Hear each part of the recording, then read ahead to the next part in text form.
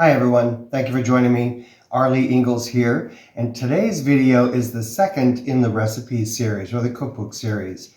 But the first one that I'm actually going to talk about a recipe. My cookbook, as you know, Cooking on the Prairie with the Ingalls. These are Ingalls family recipes that come from as far back as my grandparents. My mother contributed several, most of my siblings did. And some of these I've collected over the years, but the recipes that I get asked for frequently. So I thought they'd be good ones to put in here as well. So this video is going to be about a specific recipe, and we're going to start with the appetizers, and in this case, the crab cakes. So when you get the book, you'll notice in the appetizer section, I have two that are very similar, the crab cake and the chicken cake. And there's a reason for that. I like that type of appetizer, or even sometimes I serve it as a meal. But you know, lump crab meat is very expensive, or can be very expensive. So rather than having a crab meat or a crab cake, there's a chicken cake in here as well.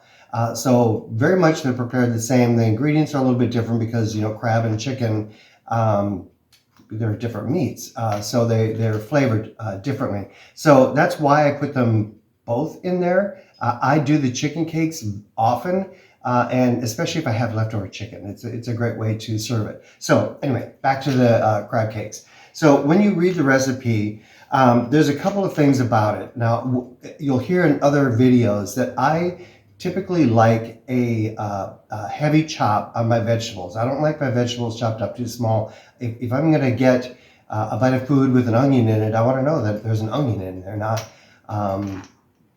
be surprised. So with the crab cake, however, that does not work very well. So what I do, instead of, I still don't like a fine chop, I do kind of a medium chop. But if you make them too big, you're going to have trouble keeping them together as they fry. So don't make a chop too big. So the second thing I put, and I did put a note about that in here, is getting it too moist. Again, if you get it too moist, it's going to have trouble holding together. So if you do that, add some breadcrumbs or some other type of dry ingredient to dry it up a bit before you start frying it. Yeah, so those are really the two biggest notes on the crab cakes. Don't get it too moist, and don't do too heavy a chop on the vegetables. It's really only the onion, but just be careful of that.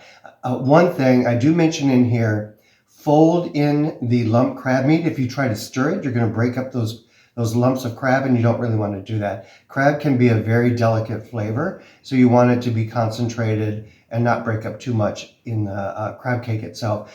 And then the two sauces I put in there. My favorite is a red pepper sauce, but they're both really good. You could make them both and try them both.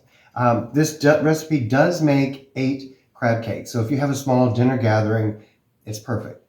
Like I said, I a lot of times will serve that as the dinner entree, and 2 of them for me is plenty. So you end up with 2 meals out of it. So yeah, that is the video on the crab cakes. I hope you try them and enjoy them.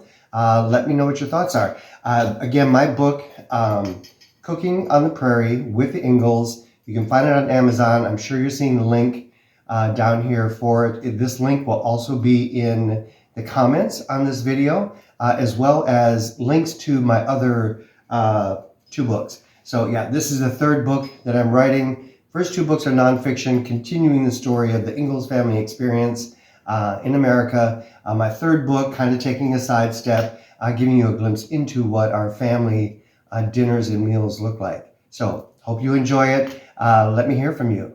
Thank you.